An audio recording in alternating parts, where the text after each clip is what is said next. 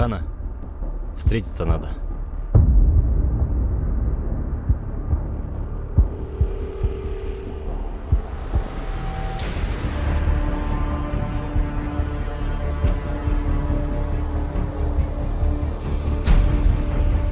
У тебя денег как грязи. Или что, папа больше взяток не берет? Ты чё такое, базарь?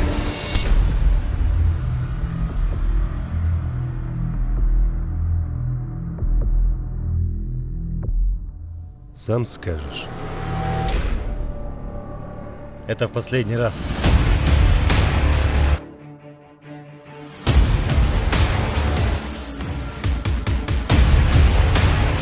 На мотоцикле еще ездишь?